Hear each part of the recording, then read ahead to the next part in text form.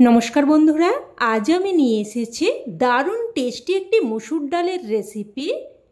এভাবে রান্না করলে ডালের সাথে না লাগবে কোনো রকম ভাজা, না লাগবে কোনো রকম তরি তরকারি, শুধুমাত্র ডাল দিয়ে ভাত হোক বা রুটি প্লেট কিন্তু এক নিমেষেই খালি হয়ে যাবে। চলুন তাহলে কথা না বাড়িয়ে রান্না শুরু করি। তো প্রথমেই আমি এখানে নিয়েছি 1 কাপ মতো মসুর ডাল। এবার ডালটাকে 2-4 বার কিন্তু জল পাল্টে পাল্টে খুব ভালোভাবে ধুয়ে নেব। ডালের মধ্যে কিন্তু অনেক কেমিক্যাল পাউডার মেশানো থাকে, তাই 2-4 বার জল পাল্টে পাল্টে যতক্ষণ না অবধি এইরকম জলটা সাদা হচ্ছে ততক্ষণ অবধি কিন্তু ধুয়ে নিতে হবে। তো জলটাকে আমি ছেঁকে নিয়েছি।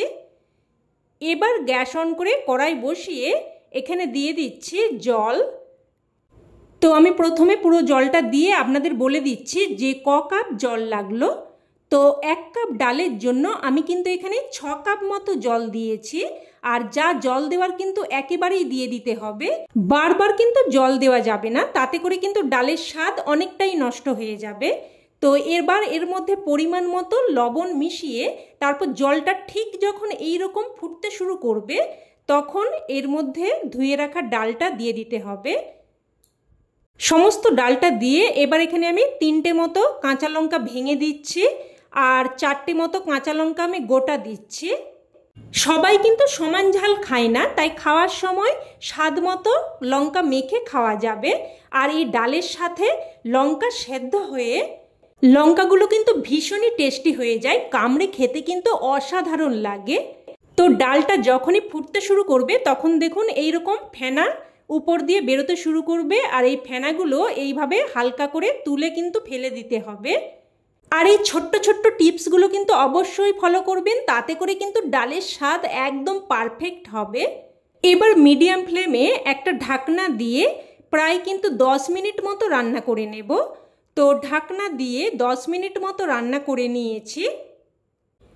দেখুন ডাল কিন্তু প্রায় 60% মতো সেদ্ধ হয়েছে।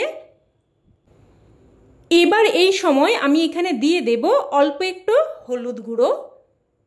আর হলুদ গুঁড়োটা প্রথমেই দিলে কিন্তু ডাল সেদ্ধ হতে বেশি সময় লাগবে, তাই ডালটাকে এইরকম প্রায় 60% মতো সেদ্ধ করে নিয়ে হলুদ গুঁড়ো মিশিয়ে তারপর আবারও আমি 5 মিনিট মতো রান্না করে নেব। তো ঢাকনা দিয়ে 5 মিনিট মতো রান্না করে নিয়েছি।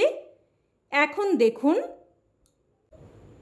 ডাল কিন্তু পুরোপুরি সেদ্ধ হয়নি, তবে প্রায় কিন্তু 80% মতো সেদ্ধ হয়ে গেছে। আর ডালটাকে কিন্তু ঠিক এই রকম সেদ্ধ করে এরপর ডালটাকে নামিয়ে নিতে হবে। তো ডালটাকে আমি অন্য একটা পাত্রের মধ্যে নামিয়ে রাখছি। এবার গ্যাস অন করে কড়াই আবারও বসিয়ে দিয়েছি, আর কড়াইটাকে কিন্তু আমি একটু মুছে নিয়েছি। এবার এখানে দিয়ে দিলাম অল্প একটু প্রায় ছোট চামচের 2 চামচ মতো সর্ষের তেল। ফোড়নে দিয়ে দিলাম 1/2 চামচ গোটা জিরে আর 2টো শুকনো লঙ্কা। এবার এই ফোড়নটাকে নাড়াচাড়া করে কয়েক সেকেন্ড ভেজে নেব। ভেজে নিয়ে এবার এখানে দিয়ে দিচ্ছি পেঁয়াজ। এখানে একটা মিডিয়াম সাইজের পেঁয়াজকে আমি এইভাবে ছোট ছোট টুকরো করে দিয়েছি। এবার পেঁয়াজটাকে নাড়াচাড়া করে লাল করে ভেজে নেব। তো পেঁয়াজটা ভেজে নিয়ে এবার এখানে দিয়ে দিলাম একটা মিডিয়াম সাইজের কুচানো টমেটো। এবার টমেটোটা দিয়েও একটুক্ষণ নাড়াচাড়া করে নেব। তো একটুক্ষণ নাড়াচাড়া করে ভেজে নিয়ে দিয়ে দিচ্ছি একদমই অল্প একটু আদা বাটা, 1/2 চামচ মতো জিরের গুঁড়ো, 1/2 চামচের থেকেও কম প্রায় 1/3 চামচ মতো ধনের গুঁড়ো, আর ধনের গুঁড়োর থেকেও কম সামান্য একটু হলুদ গুঁড়ো, কারণ আমি ডাল সেদ্ধর সময় হলুদ গুঁড়ো দিয়েছি। আর দিয়ে দিয়েছি সামান্য একটু কাশ্মীরি লঙ্কার গুঁড়ো, এতে করে ডালের রঙটা সুন্দর আসবে। আপনারা কিন্তু চাইলে কাশ্মীরি লঙ্কার গুঁড়োটা বাদ দিয়েও রান্নাটা করতে পারেন। তো এবার সব কিছু মিশিয়ে নিয়ে ঢাকনা দিয়ে মশলাটাকে প্রায় 2 মিনিট মতো কষিয়ে নেব। আর আপনারা হয়তো অনেকেই বলবেন যে ডালের মধ্যে আদা, জিরের গুঁড়ো, ধনের গুঁড়ো আবার দেয় নাকি। তো তাদের বলবো অবশ্যই এইভাবে একবার বানিয়ে দেখবেন, তাহলেই এর স্বাদ আপনারা বুঝতে পারবেন। মশলাটা ভালোভাবে কষিয়ে নিয়ে এবার এর মধ্যে আগে থেকে সেদ্ধ করে রাখা ডালটা দিয়ে দিলাম। তো সব কিছু নাড়াচাড়া করে ভালোভাবে মিশিয়ে নেব। মিশিয়ে নিয়ে মিডিয়াম ফ্লেমে আবারও একটা ঢাকনা দিয়ে প্রায় কিন্তু 6 থেকে 7 মিনিট মতো রান্না করে নেব। এবার আমি এখানে নিয়েছি দেখুন 4টে কাঁচা লঙ্কা। লঙ্কাগুলোকে আমি এইভাবে মাঝখান দিয়ে চিড়ে দেব। তো সমস্ত লঙ্কাগুলোকে এইভাবে চিড়ে নিয়ে তারপর দেখুন লঙ্কার এই বীজগুলোকে আমি বের করে নেব। একদম সমস্ত বীজগুলোই কিন্তু বের করে নেব। আর বীজগুলো বের করে নিলে লঙ্কার ঝালটা কিন্তু একদম চলে যাবে। আর আমার কিন্তু এখানে ঝালের আর দরকার নেই, শুধুমাত্র কাঁচা লঙ্কার একটা সুন্দর ফ্লেভারের দরকার। তো দেখুন একই রকমভাবে সমস্ত কাঁচা লঙ্কাগুলো করে নিয়েছি। এবার এখানে আমি নিয়েছি প্রায় 7-8 কোয়া মতো রসুন। তো রসুনের খোসা ছাড়িয়ে নিলাম। এবার রসুনগুলোকে ছোট ছোট টুকরো করে কেটে নেব। তবে আপনারা চাইলে কিন্তু রসুনগুলোকে হালকা থেঁতো করেও নিতে পারেন, তাতে করেও কিন্তু খেতে ভালো লাগবে। তো লঙ্কা রসুনটা রেডি করে নিলাম। এবার এদিকে কিন্তু প্রায় ঢাকনা দিয়ে 6-7 মিনিট মতো রান্না করে নিয়েছি। আর এখন দেখুন ডাল কিন্তু ভালো মতো সেদ্ধ হয়ে গেছে। এবার এখানে দিয়ে দিলাম কিছু কুচানো ধনেপাতা। তো ধনেপাতাটা দিয়ে ভালোভাবে মিশিয়ে নিলাম। এবার ডালের মধ্যে একটা স্পেশাল তড়কা দিয়ে দেব।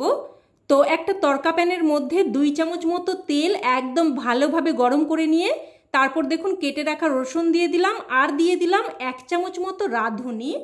অবশ্যই করে কিন্তু রাঁধুনিটা দেবেন।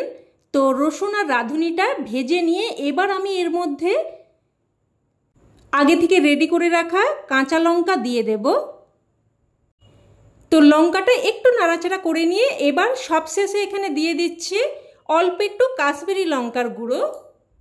আর লঙ্কার গুঁড়োটা দিয়ে কিন্তু একটু নাড়াচাড়া করে সাথে সাথেই কিন্তু তরকাটা ডালের মধ্যে দিয়ে দিতে হবে, না হলে কিন্তু লঙ্কার গুঁড়োটা পুড়ে যেতে পারে। আর এই সময় কিন্তু রসুন কাঁচা লঙ্কা রাঁধুনির একটা দারুণ সুন্দর ফ্লেভার বেরিয়েছে। এটা আপনারা যখন রান্নাটা করবেন ফিল করতে পারবেন। এবার ডালের ফাইনাল লুকটা শুধু একবার দেখুন বন্ধুরা, কতটা লোভনীয় হয়েছে। এই রকম একটা ডাল থাকলে ভাত হোক বা রুটি খাওয়াটা কিন্তু জাস্ট জমে যাবে। তো ডাল কিন্তু এখন একদম তৈরি। এবার গ্যাসের ফ্লেম বন্ধ করে নামিয়ে নিচ্ছি। আর আমার পালা কিন্তু এখানেই শেষ, এবার আপনাদের পালা শুরু।